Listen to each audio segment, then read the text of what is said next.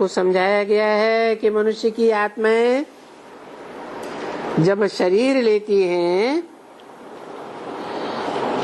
तो उनको उनका शरीर का नाम पड़ता है।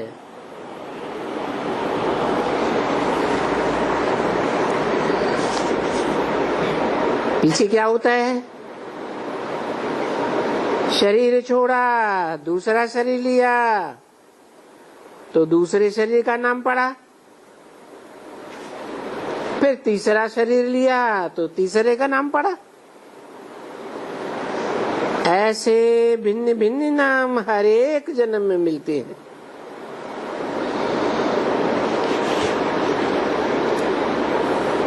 ये नाम किसके पड़ते हैं? हैं?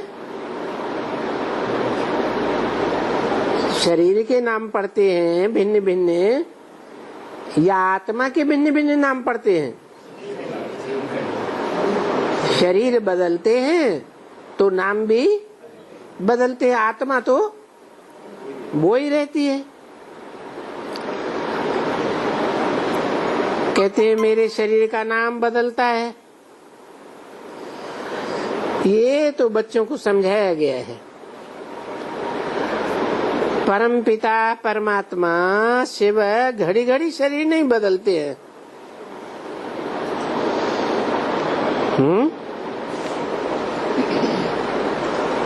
आत्माओं में और आत्माओं के बाप परम पिता परमात्मा में शरीर बदल कर नाम बदलने का क्या अंतर बताया? क्या बताया है? शिव बाबा भिन्न भिन्न शरीर लेते हैं, हैं? नहीं लेते। और आत्माएं भिन्न भिन्न शरीर लेती है। शिव बाबा तो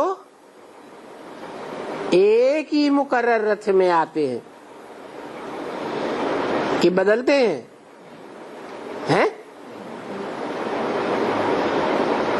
घड़ी घड़ी शरीर तो नहीं बदलते हैं, वो तो एक ही बार आते हैं।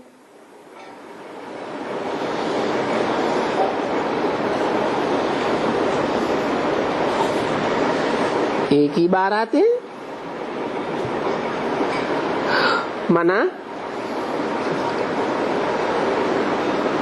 36 में नहीं आए थे, हैं? फिर 47 में नहीं आए। अरे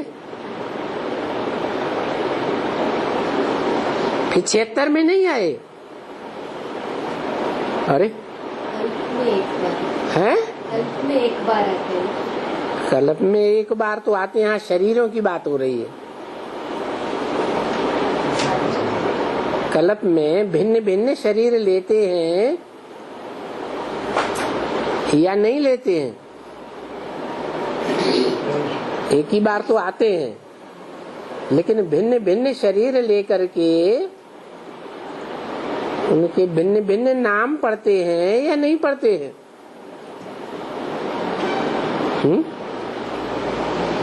अच्छा, शिव बाबा का एक ही नाम है या अनेकों नाम है? हैं? एक ही नाम है।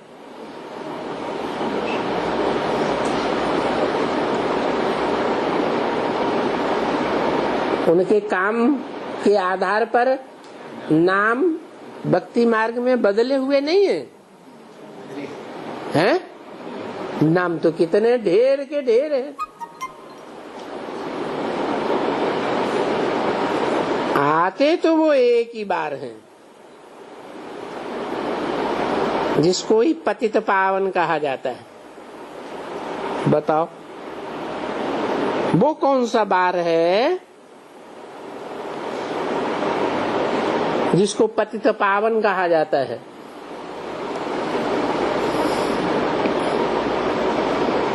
पतितों को पावन करने वाला वार।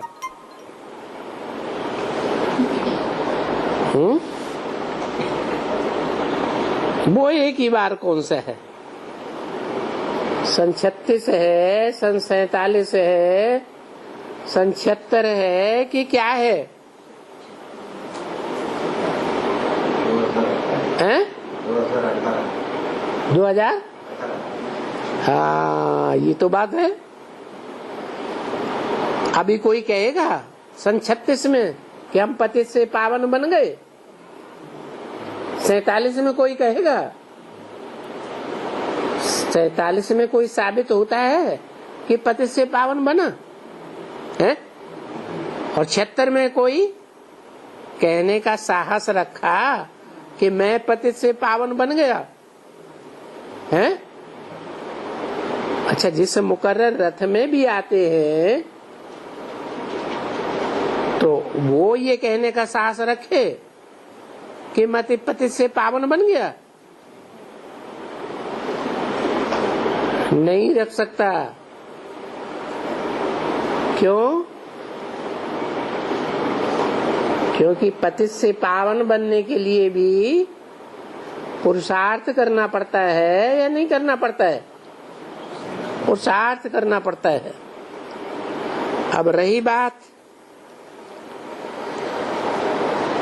घड़ी घड़ी शरीर बदलते हैं या नहीं बदलते हैं?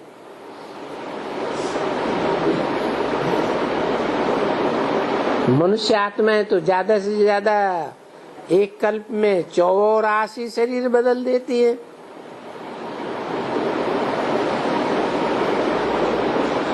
शिव परमपिता परमात्मा शरीर नहीं बदलते। अरे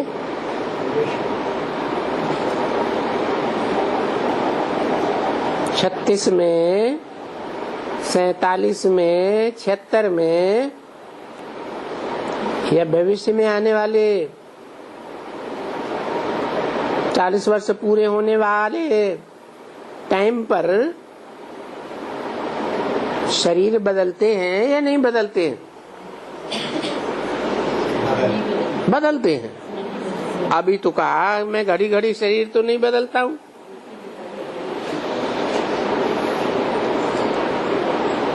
तुम बच्चे आत्मा घड़ी घड़ी शरीर बदलते हो।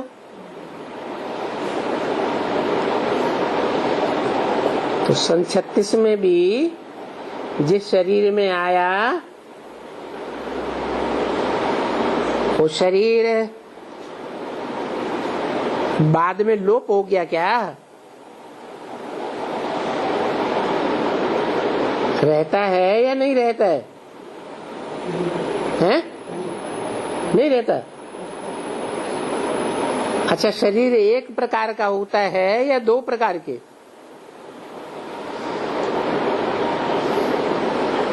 है? ये जो स्थूल शरीर हम देखते हैं यही शरीर है या ये स्थूल शरीर छोड़ने के बाद भी शरीर रहता है? हैं? सूक्ष्म शरीर रहता है ना। तो मैं तो मुकर्रर रथ में आता हूँ। सूक्ष्म शरीर जो वाइब्रेशन वाला शरीर है वो तो खलास नहीं होता, भले दूसरा जन्म ले, 84 जन्म ले, सूक्ष्म शरीर तो अपने पूर्व जन्म के संस्कारों के अनुसार रहता ही है। तो वो सूक्ष्म शरीरधारी आत्मा वाइब्रेशन के आधार पर उसमें शिव बाप काम करते रहते हैं।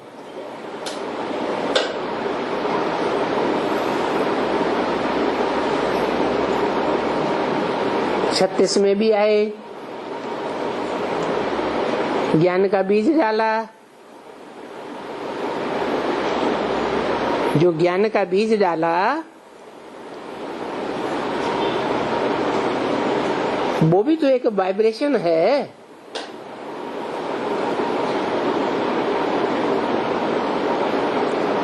वो वाइब्रेशन का बीज ब्रह्मा की वाणी में भी है, दादा लेखराज की वाणी में वो बीज है। जब बाप प्रत्यक्ष होते हैं तो विस्तार में प्रत्यक्ष होता है। वाइब्रेशन तो वो ही है। जिन वाइब्रेशन से, जिन संस्कारों से सूक्ष्म शरीर तैयार होता है, वो सूक्ष्म शरीर सारी मनुष्य सृष्टि का बीज है। इस मनुष्य सृष्टि के बीज में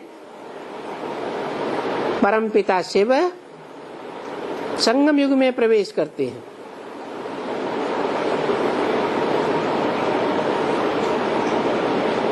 वो एक ही बार आते हैं।